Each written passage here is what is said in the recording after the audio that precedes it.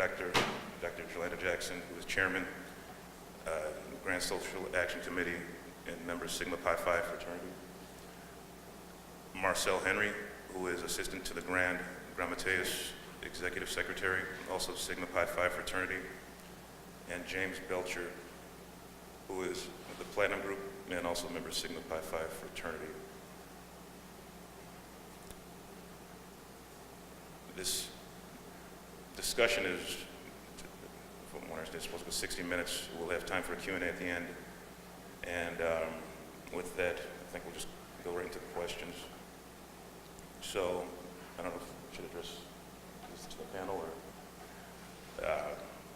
so what exactly is the Boule? Well, first of all, thank you very much for giving us an opportunity to debunk the myth. And this is a good time to talk about what the Boule is. The Boule is known as, or the official name, as it was said earlier, Sigma Pi Phi fraternity is also known as the Boule.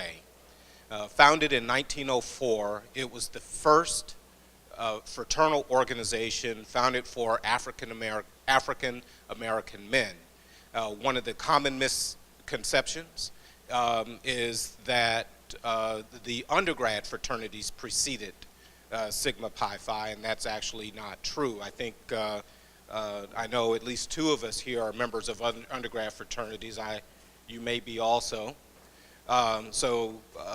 You know, the first undergrad fraternity was Alpha Phi Alpha, but the first fraternal organization was Sigma Pi Phi, founded in Philadelphia in 1904. And, okay, so I think starting with Dr. Jackson, can each of you describe any leadership roles you hold in the Boule? Sure. I'll touch quickly on the various levels, because just as our collegiate fraternities, we have a local, regional, and a national level. Locally, I'm our immediate past president, and on the regional level, I hold an office that is the equivalent to, say, a reporter or a news editor. But then at the national, or what we call the grand level, I chair the Grand Social Action Committee, which is the one component about the Boule that has an outward-facing mission, where it is the transformational work that we do in our communities, where we're largely working within the black community, and we've taken on several key issues in the black community, but it would be something that you would largely look at as maybe community service, community serving in nature, and it certainly has a public face to that type of work. And it has grown, at least under my administration, we have about 10 subcommittees that have various foci areas. For example, we have two that have a health disparity focus. One is a commitment to healthy lifestyles. The second is taking up the national voice linked to tainted water. In the United States, we have a often undiscussed tainted water issue in preschools and schools in our communities, and they're largely affecting the communities around the schools around communities of color. And that's not been given much voice, but it's very important. We've heard a little bit about that with Flint, and the Boule has partnered with Flint and then created this national effort to lend a voice there. A couple others, to not to take up too much more time, we have a partnership with the PGA to help impact the lack of diversity in golf.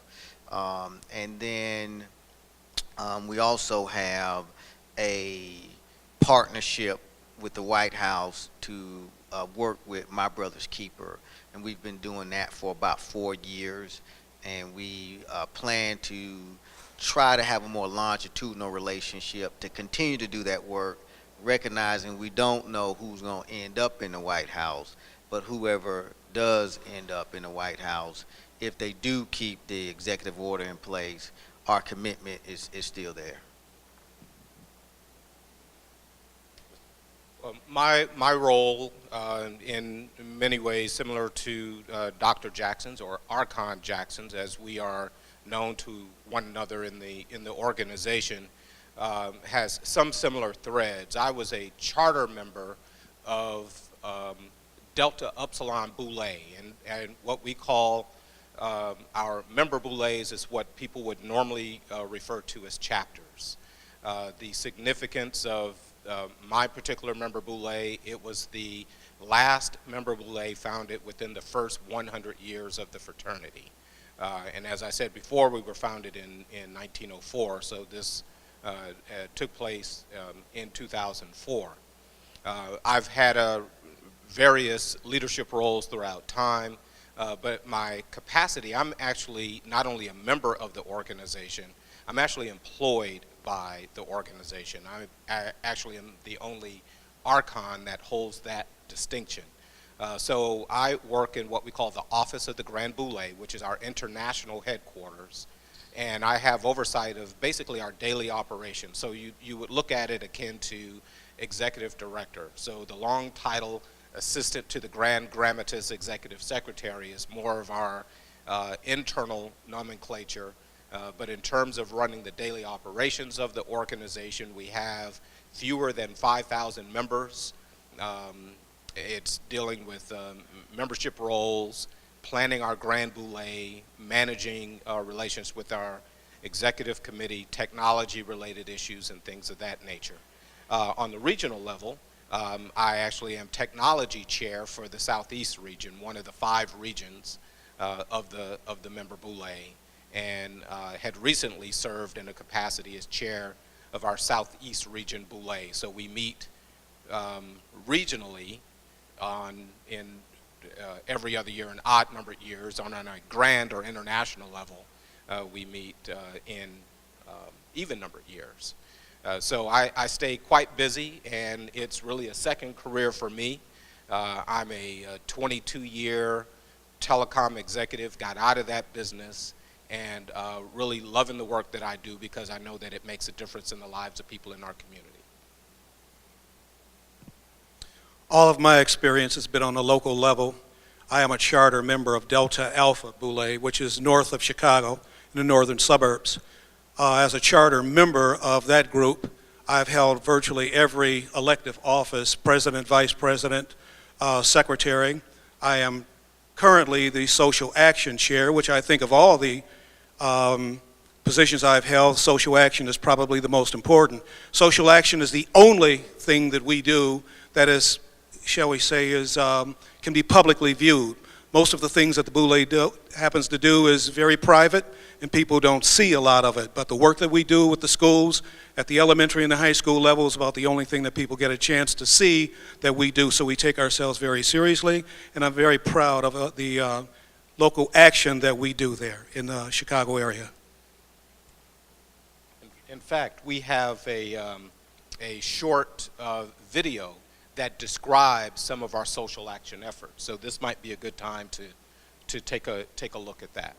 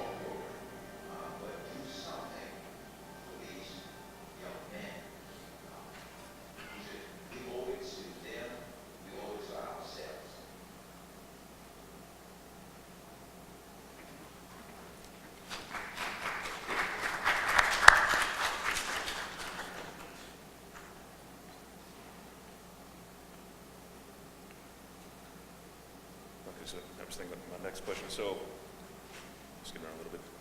Why do you think there's not more publicity about the programs that you're involved with, such as what was on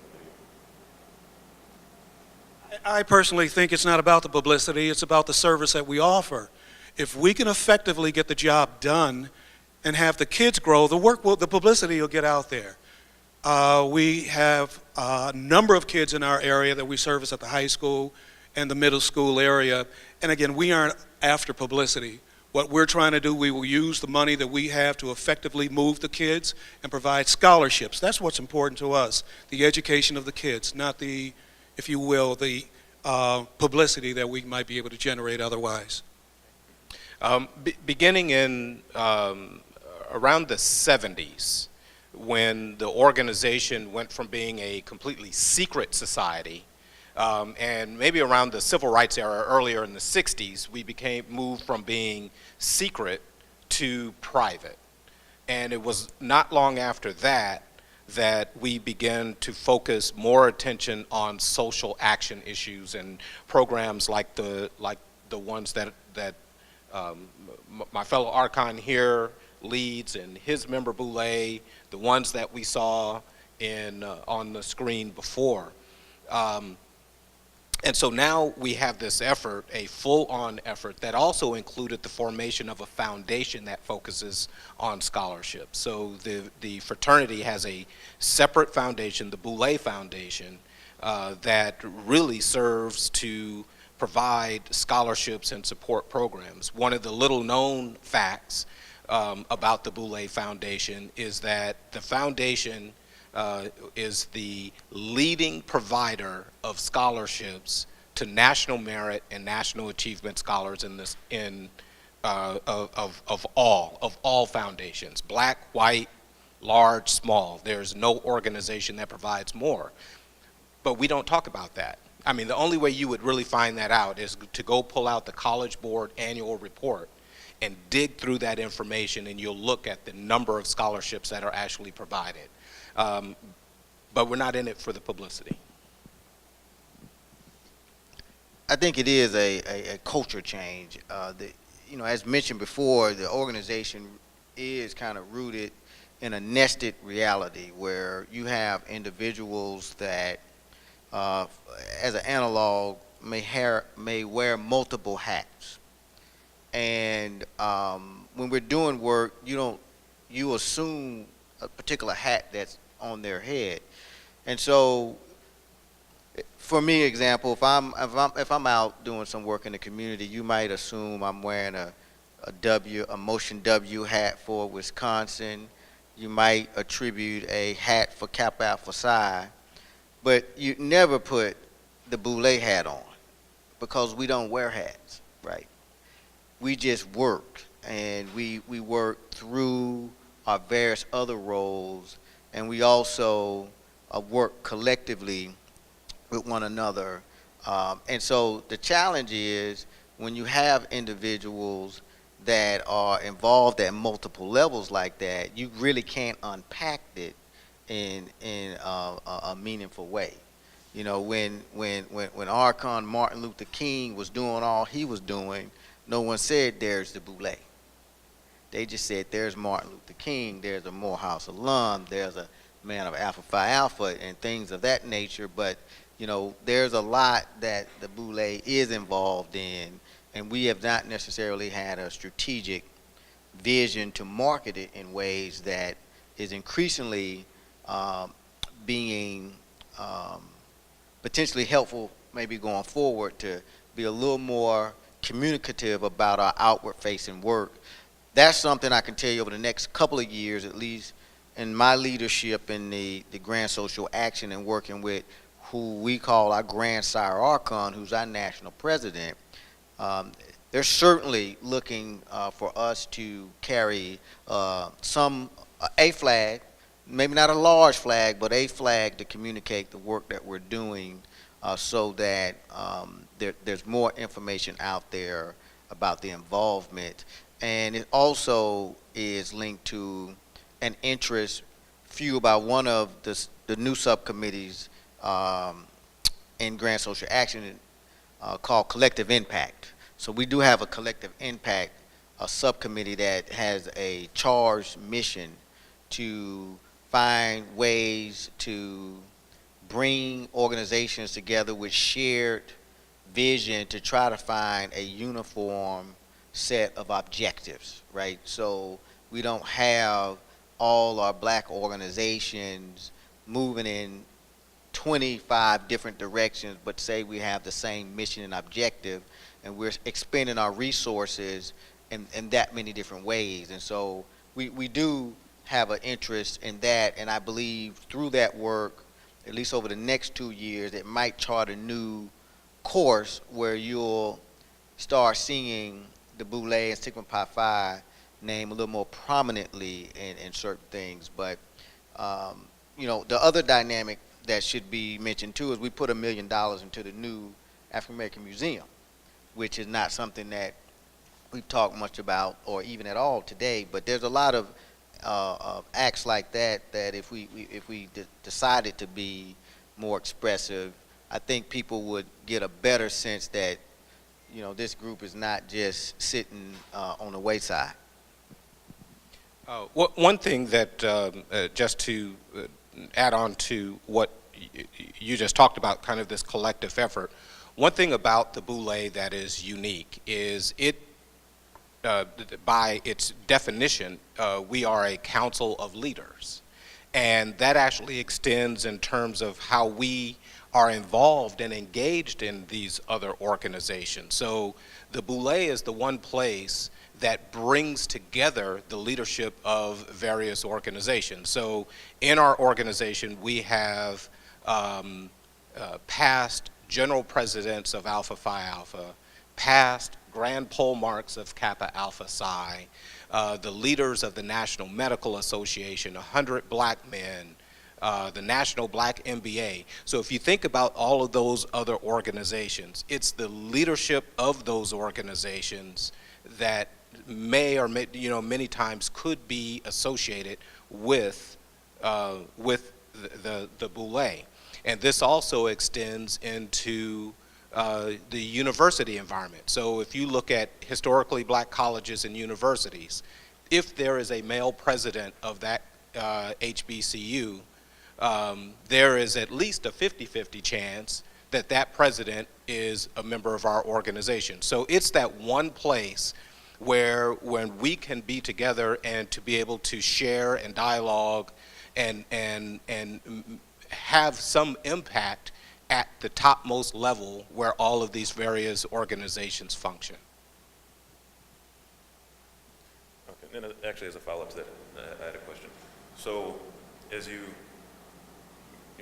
progress and go forward with being more active in the community, does that at all, I guess, compromise the, like a better word, the exclusivity or the secrecy, but changing paths and going more public? I guess, how do you manage the balance, and what does that do to the history? Repeat that. Sorry, so form the question I'm saying. So when it comes to going, I guess, more public, for lack of better words, with the initiatives that you have going forward? There's a possibility. Okay. It's again, it's we follow the lead up the chain. Like I said, I'm at the local level. Mm-hmm. I follow the lead from the regional on up to the national level, so I'm going to let them take the lead on that question. You know, I think that there's what might change is how much we talk about what we do. And what is also going to change is that there's greater emphasis in being doing more in those areas as well. But because it's contained under our grand social action rubric, which is the outward facing component, I don't see how any of the other activities that we do in the fraternity will be compromised, because there's no linkage to how we'll do business. There's no linkage to membership or anything of that nature. It's just that you know, we got these 10 subcommittees now. that have a focus across a set of key issues, and it appears that there will be increasingly more dialogue and expression about that work. So if you go to the museum, you'll see that there's an insignia and a section that represents the Boulé, for its not only contribution to history, but the financial contribution as well. Okay, and as a follow to that, so what do you say to the criticism that the Boulé is an organization of bourgeois, elitist, well-to-do black folks only concerned about themselves? I might add to that, unapologetically elitist. Okay, right? I mean, the reality is that, and we'll go back to the beginning of the founding of the fraternity, and I'm going to slip in another phrase that's often passed around, getting to know the best of one another. We push each other. Every time we're together, we're out to show everyone that's there how good we are. We want everyone to know that we consider ourselves to be the best at anything and everything that we do. We demand it of each other, and we want to see the best that we can bring out of each other. Last week, we had a dinner where we honored 5 corporate executives there in Chicago who've risen pretty much to the top of their profession, and 1 broadcast professional who after 40 years is stepping down from his job. We honored those because of their achievements and the time that they spent to get there. That's what we're about. We're about pushing each other, and we do believe it. We deeply believe that we're among the best and we're cut among the best. We are chosen because of our ability to have accomplished things in our professional capacity. While we always will strive for the best, we also come from all different walks of life. So it's not as if every member of the Boule was, born in the Hamptons and always went to the best private schools and so on and so forth. That is not the makeup of our organization. I'll tell my own personal story. I'm from Oakland, California. I grew up in Oakland. There were times when I didn't do right. But I also, and I come from an environment where my parents were both blue-collar workers. They were machinists. My father was friends with Huey Newton. And there are all sorts of aspects of my life that are filled with belief in activism and things of that nature. So from my beginnings, I was also given exposure, and I will tell you that the change that took place in my life. I talked about working in telecom.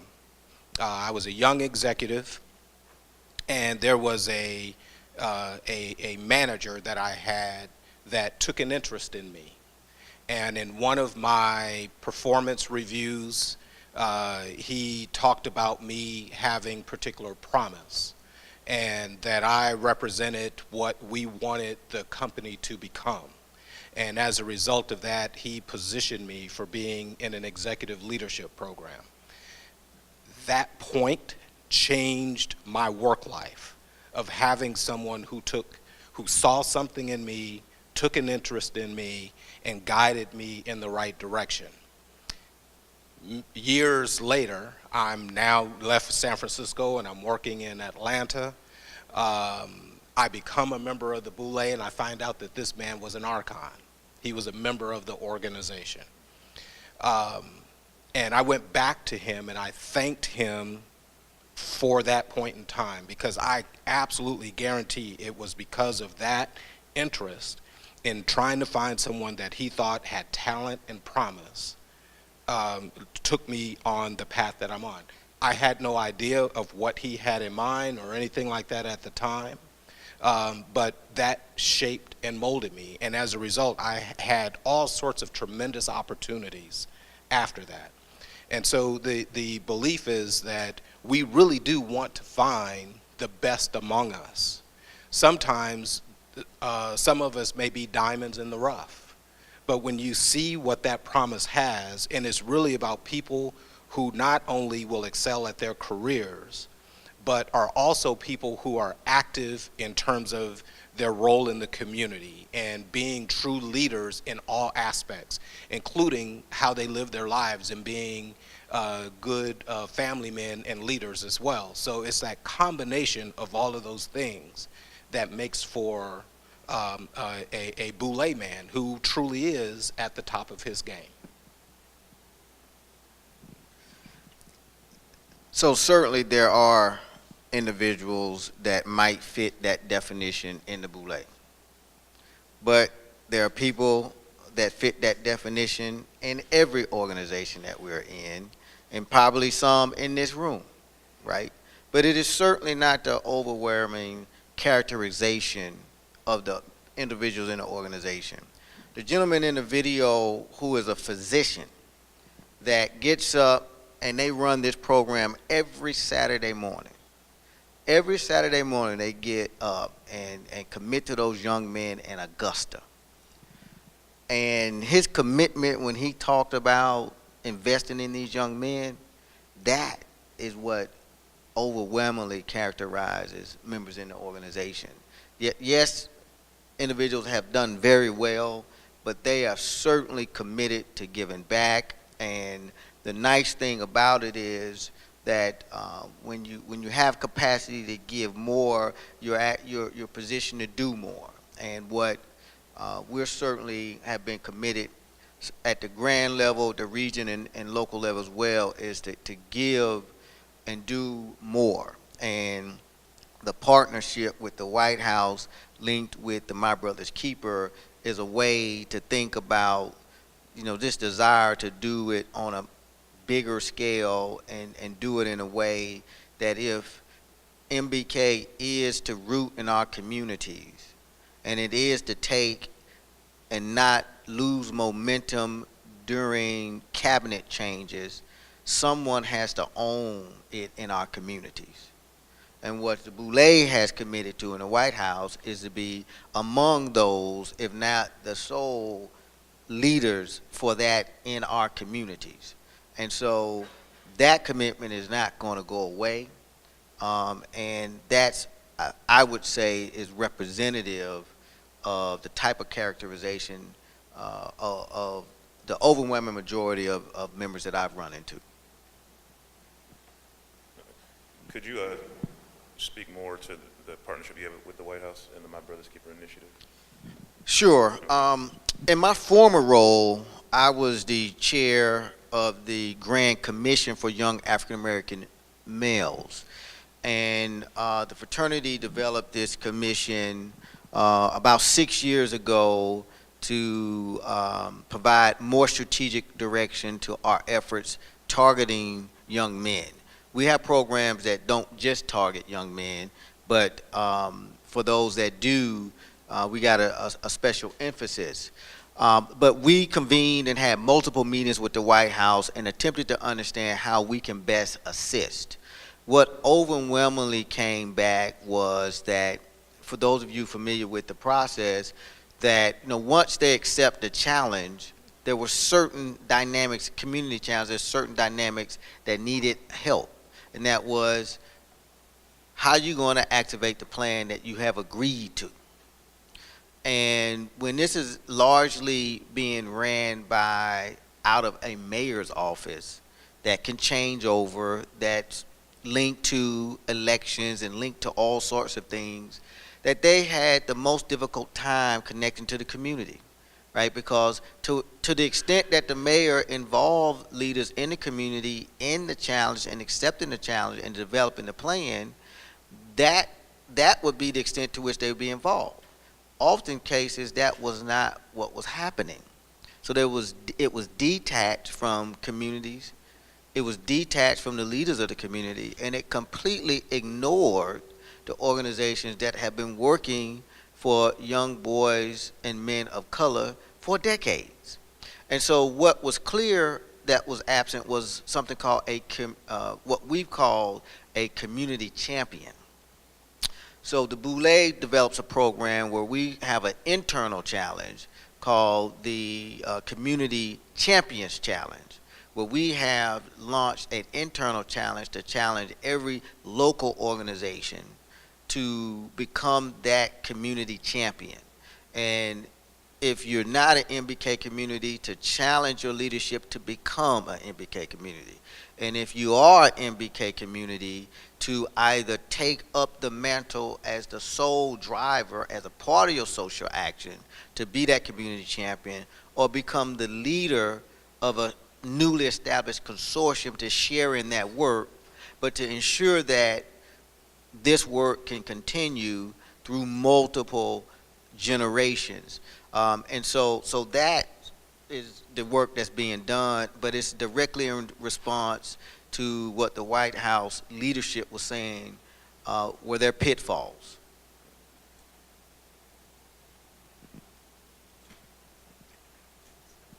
You have anything? Okay. So, with that said, how do you measure the success of the programs or your initiatives without, I guess, what's your parameter as far as seeing what, is it feedback from the public or? It's the best way that we get feedback is the request for more. We have, in my hometown, we have 3 middle schools. We can only offer, given how much, given our resources, we can only offer services to 1. But the pressure stays on us to try to reach the other 2 schools. We're also in the high school. And again, the pressure is on us to expand what we're doing at the high school. We're fortunate that last year the AKAs picked up on the ladies' side using our examples, and they're working with high school ladies, again, using the model that we set there. We have an end of year party for our middle school people, our middle school students. The turnout is incredible in spite of the fact that we had 11 students that we gave services for.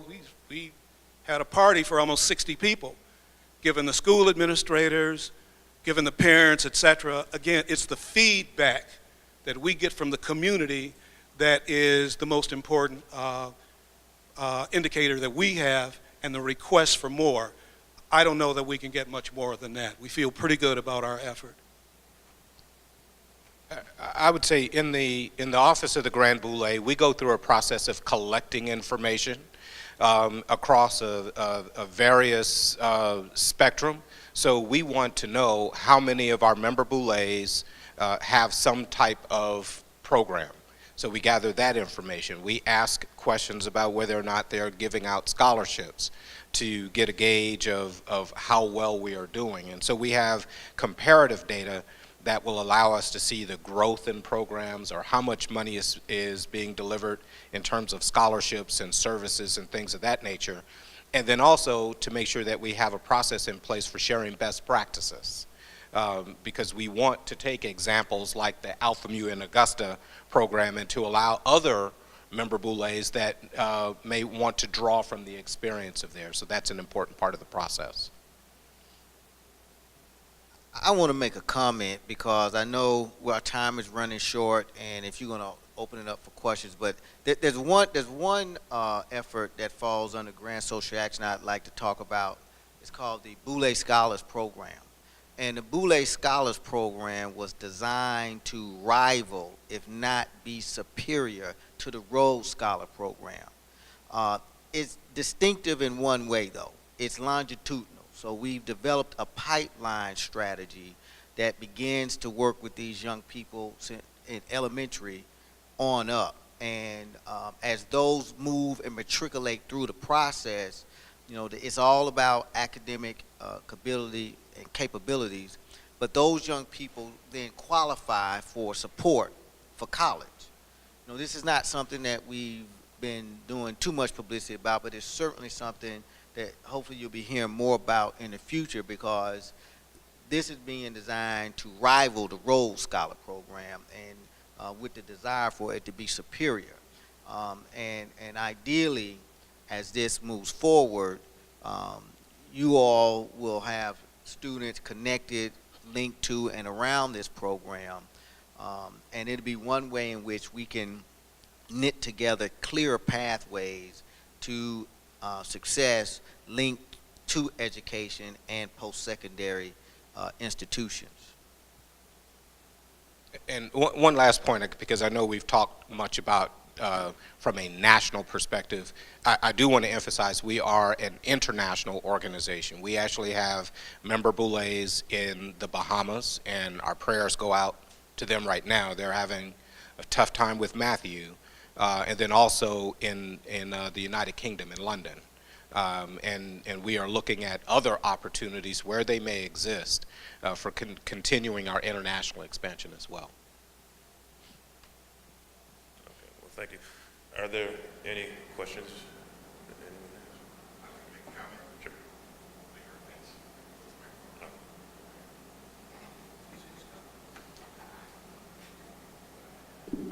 I am not an attendee here. I'm the video guy. I'm sure you guys will see me around. But I have worked personally with Marcel Henry, and I've recently met Mr. Jackson. And I can say I'm not a young adult, and I'm not a college student, but meeting Marcel has definitely changed my life. Before I knew he was in the Boule, before I knew anything about the Boule, we met. He introduced me to a different way of earning money. When I first got started with video, I was in entertainment. He showed me that there's other ways to earn doing what I do. And the opportunity to go to their events, I've been all over the country. I'm here because I know this man.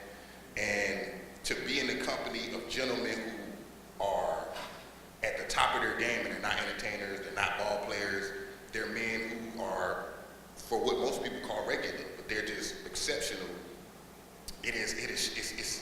It's a wonderful feeling to be around black men who have made it. And you stand around them, and every opportunity I get to go on an event with them, I've been to Boston, I've been to two of their Grand Boulés, and every gentleman embraces me and takes time to sit down and talk to me about what's going on in my life. And I just want to say thank you guys, man, because I'm in Bermuda, and I really wouldn't be here without the tutelage and the guidance of Mr. Henry.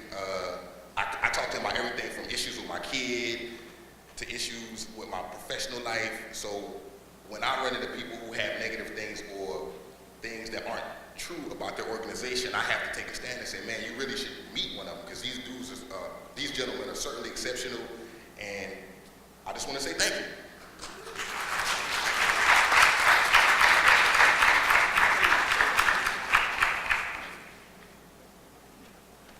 Any more questions? The panel?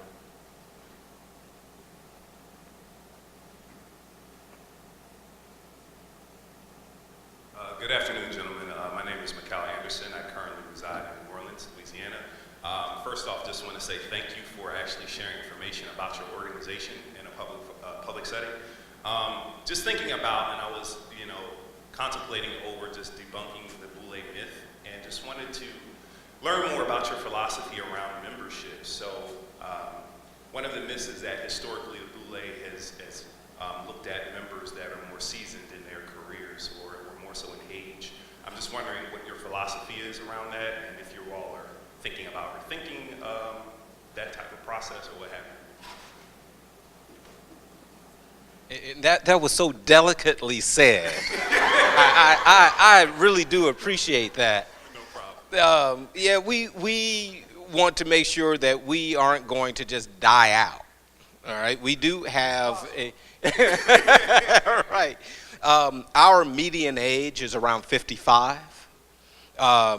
So and we recognize that with the advances that all of our predecessors have created opportunities for younger people to advance in their careers at an earlier age and have successes. So I know that that is constantly part of the conversation in looking at younger men.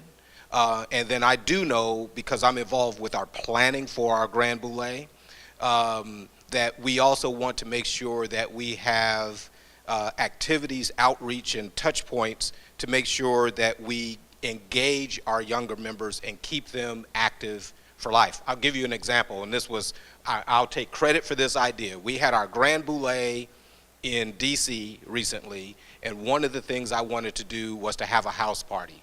We hired DJ Spinderella to come in and just have this time where people didn't have to dress up and come and have a good time. That ended up being one of the things that the younger folks really attended and appreciated. The second piece is the use of technology.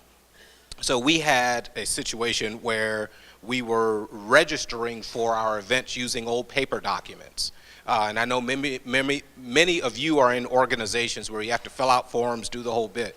I cut the cord, or cut the paper mill off, and made all of our registration for our event electronic.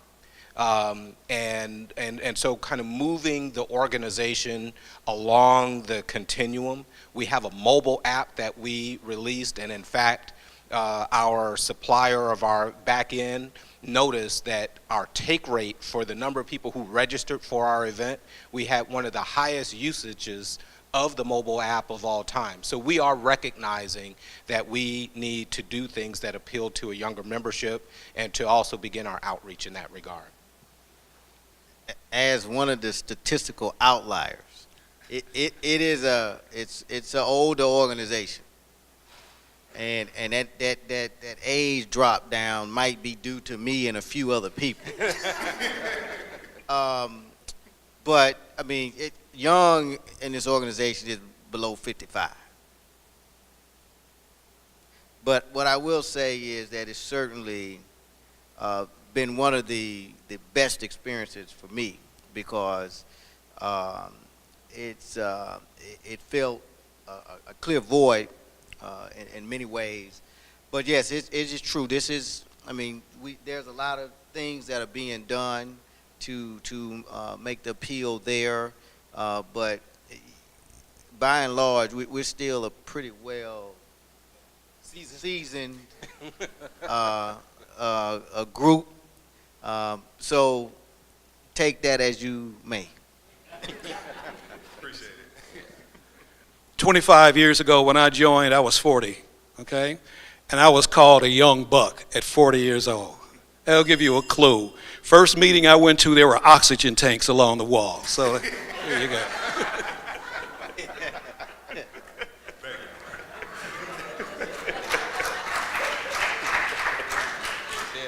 All right, well, that'll conclude our panel for this afternoon. I'm sure if you have any more questions, you can ask any of the panelists. But thank you, gentlemen, and thanks for attending. Okay, thank you.